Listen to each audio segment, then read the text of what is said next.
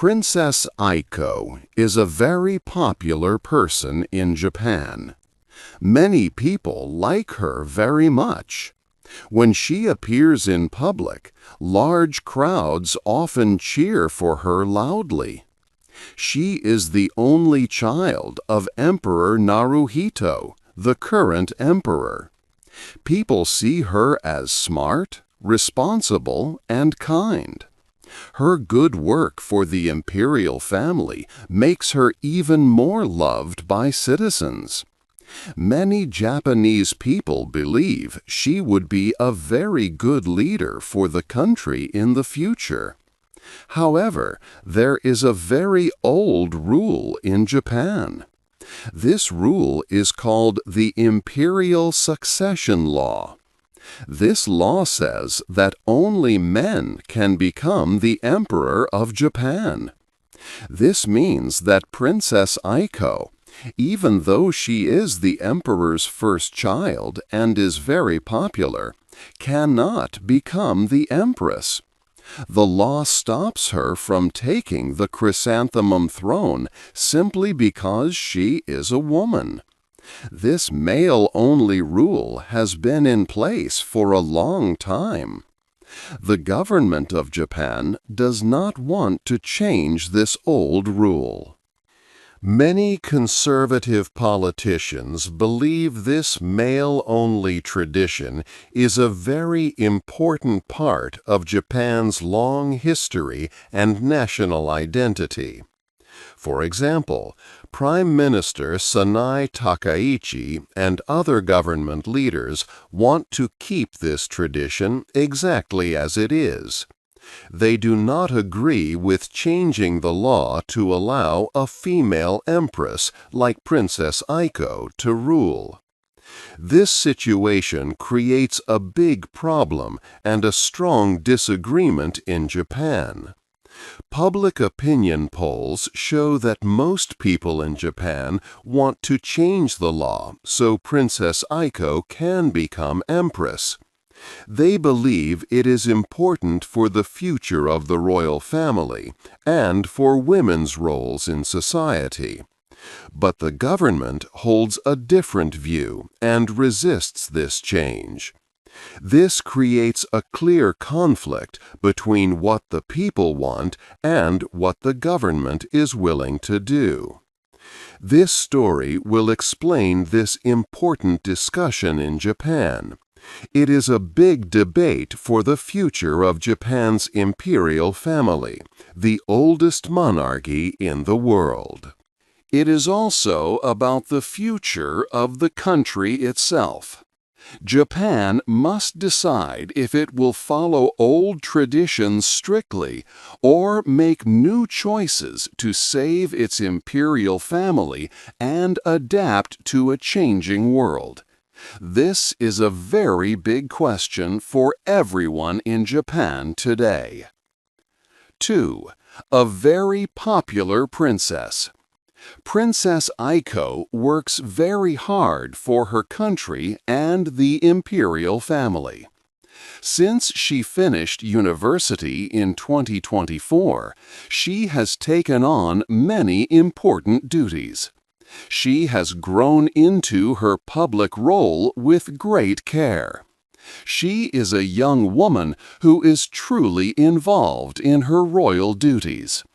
When Princess Aiko goes out in public, people are always very happy to see her. Crowds cheer her name loudly, creating a wave of affection. People line the streets to get a glimpse of her. For example, during a state visit to Nagasaki and Okinawa in 2025, many people came out just to greet her. Observers say her popularity is special, almost like a pop star's. Many people admire her a lot. Princess Aiko also does very important work for her country. She went to Ishikawa Prefecture in May 2025. There, she saw how people were recovering after a big earthquake. This was her first time visiting a disaster area on her own. She also attended big dinners and events for important visitors from other countries. In 2025, she traveled to Laos for her first official mission outside Japan. She also hosted other international royals who came for the World Exposition in Osaka. She helps the Emperor and Empress with their many duties. She also began working with the Japan Red Cross in April 2024, helping with important humanitarian efforts.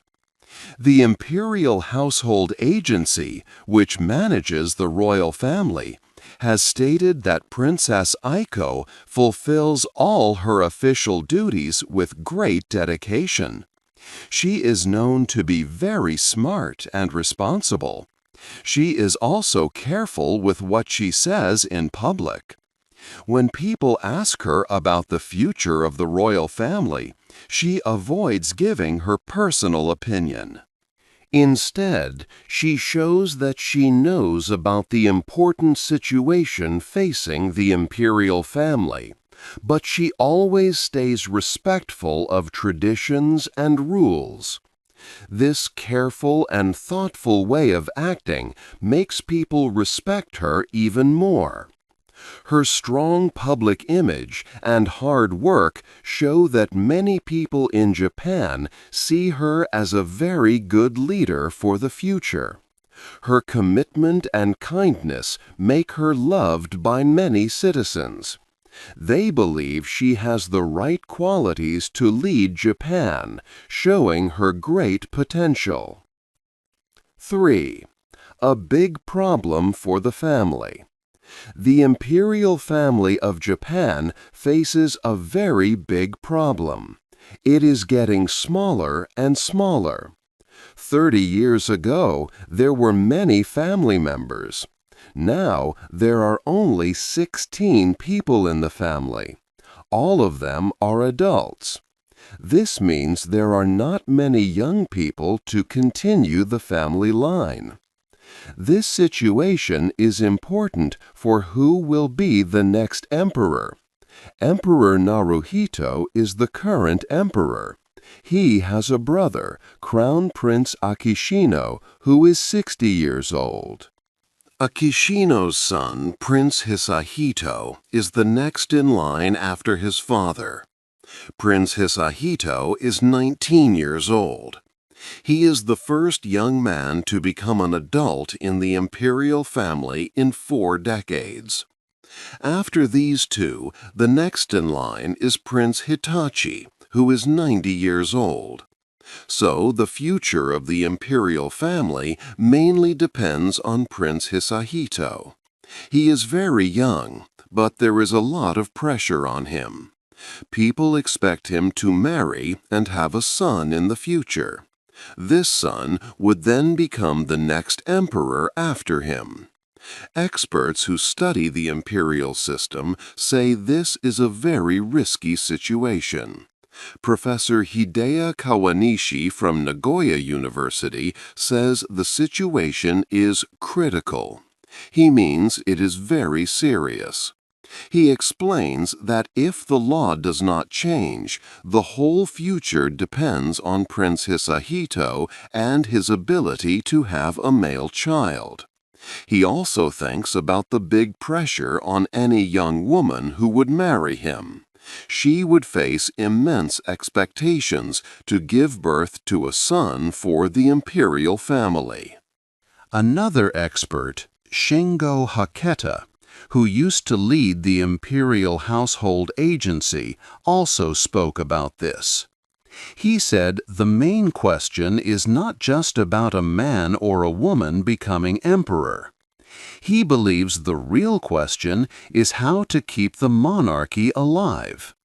The family needs more members, or it might disappear in time. This big problem for the family makes the future of the monarchy uncertain. 4. The rules from the past. The rule that only men can become emperor in Japan seems very old to many people. However, this idea is not as ancient as some might think. For a long time in Japan's history, there was no such male-only rule. History clearly shows that Japan actually had 8 female emperors. These women were strong and important rulers for the nation. They led the country with full power and authority, just like male emperors did. One well-known example is Empress Suiko. She ruled many centuries ago, from the year 592 to 628. During her reign, Japan saw a golden age, with much growth in Buddhist religion and the building of many temples. Another important female ruler was Empress Kogyoku, who later ruled again as Empress Sanae in the 7th century. More recently, Empress Go Sakuramachi reigned less than 300 years ago, from the year 1762 to 1770. These historical figures were not just wives of emperors. They were the supreme leaders who made key decisions for Japan. Often, a woman would become empress as a practical way to solve problems with who would rule next. For example, if the primary male heir was too young to take the throne, or if powerful political groups could not agree on a suitable man to be emperor. These empresses served as important temporary rulers, helping to keep the imperial line strong and unbroken during difficult times. This shows that having a female ruler was sometimes a necessary solution to ensure the long life of the monarchy. Therefore, the rule that only men can be emperor is not an ancient tradition that has always existed since the imperial family began. This specific male-only rule became a formal law much later in Japanese history. It was established in 1889 during a period known as the Meiji Restoration. This was a time of big changes for Japan as the country modernized. Later, in 1947, after World War II, this male-only succession rule was kept and written into a new official document. This document is called the Imperial Household Law. This law significantly restricted who could be a part of the imperial family, removing many side branches. This important history teaches us that the current male-only rule is a modern choice, not an ancient custom from thousands of years ago. It is a decision that was made in the late 19th century and reaffirmed in the mid-20th century. This means it is a newer policy, not an immutable principle, stretching back through all of Japan's long imperial history. Understanding this makes it clear that the system today is not set in stone and can be modified through modern decision-making processes, just as it was changed in the past. The idea of an unbroken male-only tradition for all of Japan's imperial history is historically inaccurate. 5. A chance for a new law. Around 2005, Japan had a big chance to change an old law. Princess Aiko was born in 2001. For many years, no male child was born into the imperial family. Because of this, many people thought it was time to let a woman become empress. The government at that time, led by Prime Minister Junichiro Koizumi, started to look into changing the law. They created a group of experts to study the idea. Public support for a female empress was very high then, reaching almost 90% in early 2005. It looked like a new law would soon be made.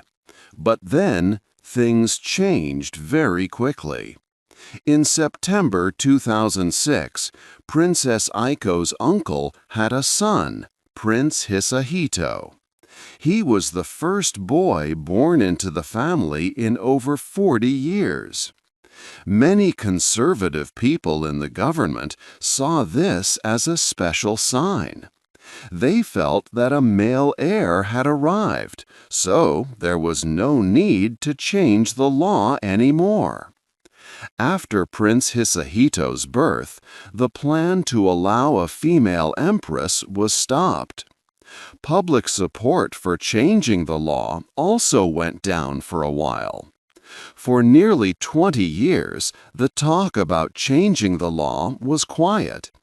But now, in the year 2025, the issue is important again.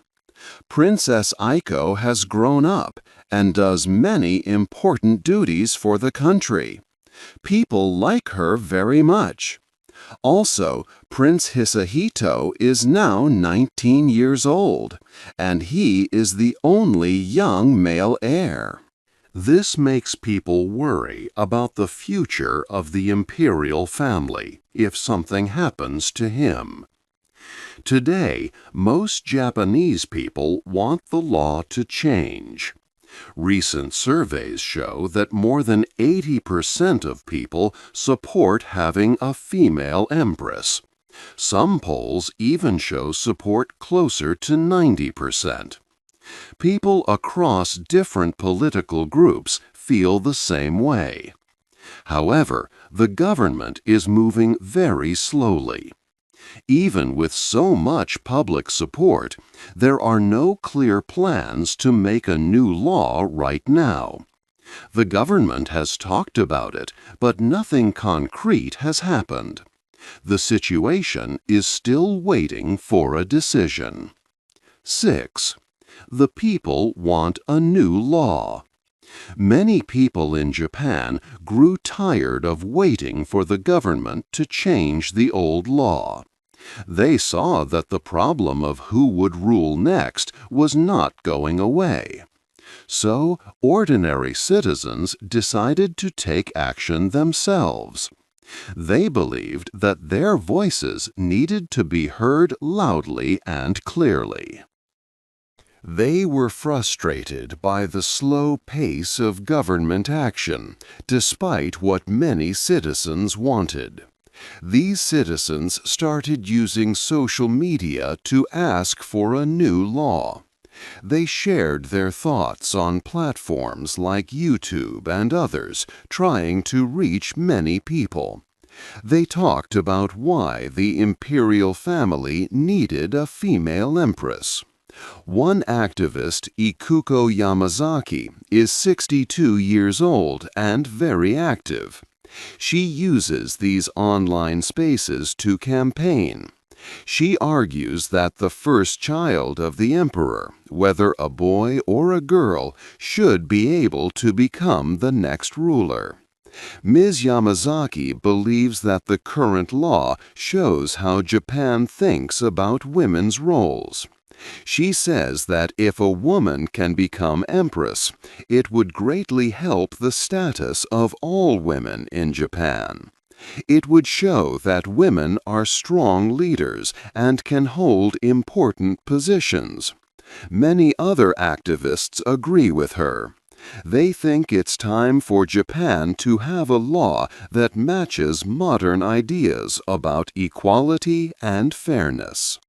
Beyond social media, these people also organize events. They hand out leaflets in public places, giving information to passers-by.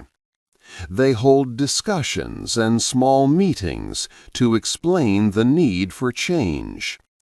They want to teach everyone about the current problem in the imperial family, and why a new law is important.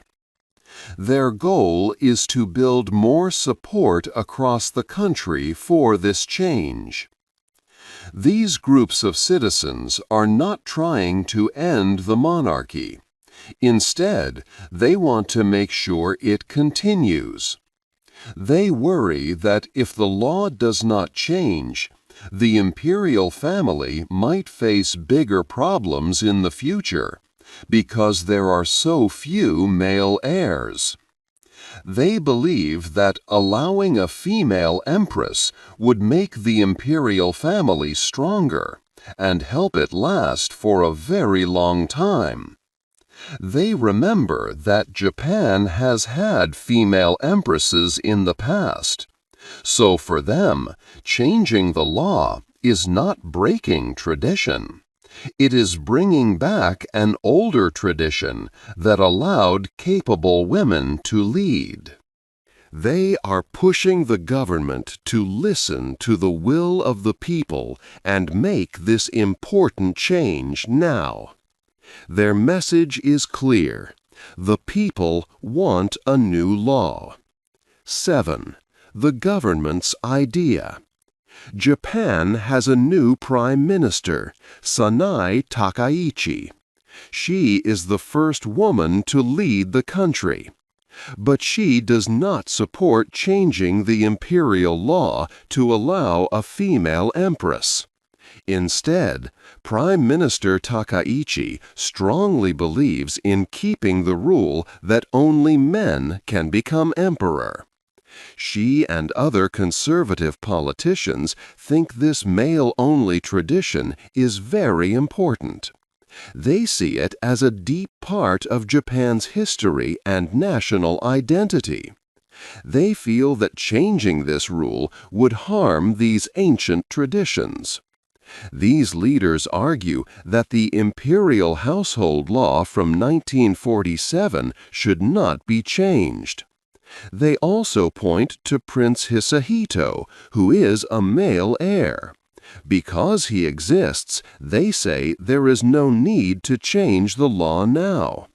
Some even talk about bringing back male members from old imperial families. However, experts believe this would be very difficult to do. Prime Minister Takaichi and her party hold strong views. They are actively blocking any new laws that would let a woman, like Princess Aiko, become empress. This happens even though most Japanese people want the law to change. Other groups have also shared their opinions. The United Nations Women's Rights Committee asked Japan to allow female emperors. They said the current rule goes against gender equality. But the Japanese government disagreed. They stated that imperial succession is a matter of fundamental national identity. They believe it is not for others to comment on. The government, under Prime Minister Takaichi, focuses on protecting what it sees as a key part of Japan's past. They believe the male-only line must continue. This shows a clear difference between the government's traditional ideas and the public's desire for a more modern imperial family. What happens next? Japan is now at a very important point. The country has a big decision to make about its future. Princess Aiko is very popular, and many Japanese people want her to become the next empress. They believe it is time to change the old law that says only men can be the emperor. Recent surveys show that a large number of citizens, between 81% and 90%, support a female empress. They feel this change would be good for Japan and would also show strong support for women's rights and leadership. However, the government holds a different view. Prime Minister Sanae Takaichi and other conservative politicians do not want to change the male-only rule. They argue that this tradition is a very important part of Japan's long history and identity. They are worried that changing such a deep-rooted custom would not be right. This creates a big conflict.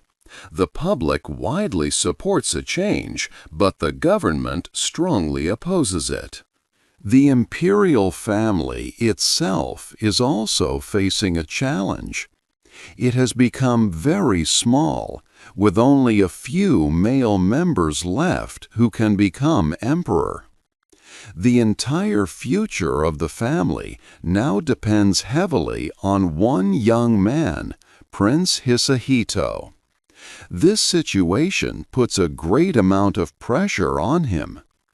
If Prince Hisahito does not have a son in the future, the imperial family could face a serious crisis.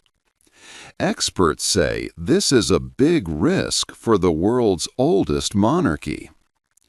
Other countries are also paying attention to this debate. The United Nations Women's Rights Committee, for example, has asked Japan to allow female emperors. They believe this would help promote gender equality in Japan. However, the Japanese government has stated that this is an internal matter and not something for others to comment on. So, Japan stands at a crossroads.